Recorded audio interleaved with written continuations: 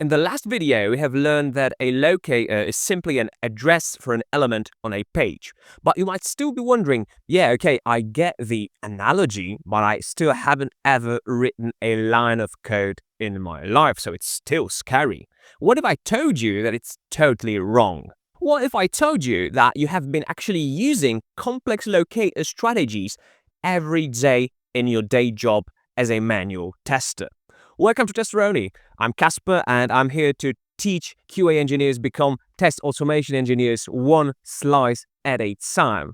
Okay, so let's get our blackboard out and try to conceptualize a simple application.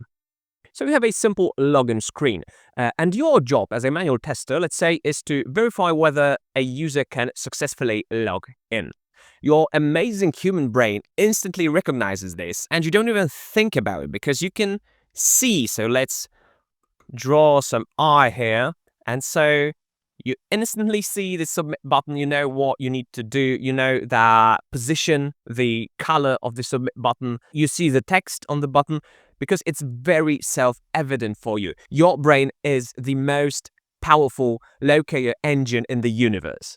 But now let's think about how you would write out a test case that tests exactly this, because you can't just write out click the submit button and that's it. That's a bad test case. So you would probably go about it something like this. It would be 1, open the page, 2, click something, and so on and so forth. And let's say that step number 5 would be to click the blue submit button, locate it directly under the password field. And that would be your test case number 1. Sounds familiar? Of course it does, because it's something you do every day at your job.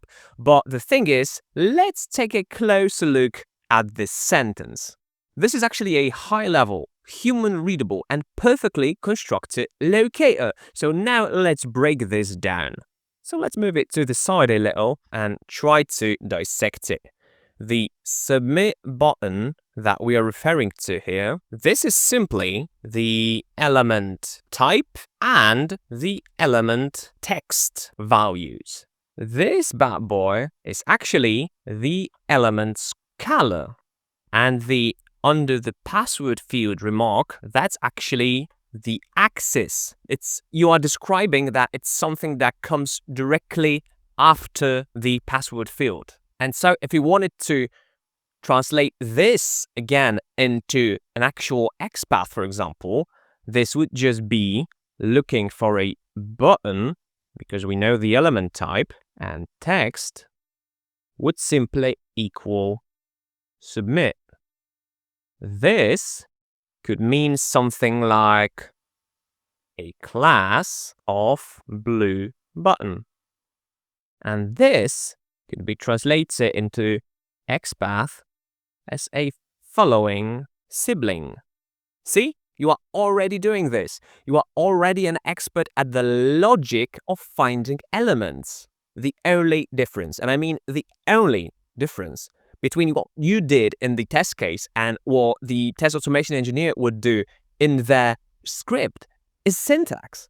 You learned the syntax of English, and the test automation script needs a syntax of code. That's the only difference. So now let's try and translate the entirety of your manual test script into the language of code. This whole sentence would actually create a locator like, and so on and so forth. And it may look scary, but it's actually the exact same thing that you have already done, just written in a different syntax. The information content stays the same. It's just that it's a different way of presenting that information that is needed for you to actually be able to use it in your test automation. So stop thinking that you need to learn from zero. And hell, stop even thinking that you need to learn a new skill, because the skill stays the same. You just need to learn a new syntax for presenting the information from the skill you already mastered. The logic behind all of this is the hard part. But it's not a hard part for you because you have actually been practicing this for years now. See, there's no black magic in any of it. So now that you know what a locator is, and you know that you are actually already a master at locating elements, I think it's high time you learn to write your first line of code.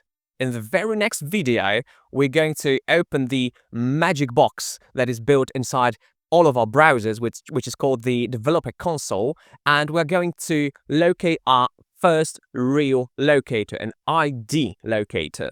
And while it's a great locator, the good news is that it's also a very simple locator. So we're going to focus on that in the very next episode.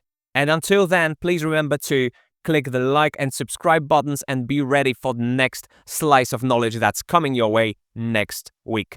Thank you for your attention, and please remember to keep on rocking.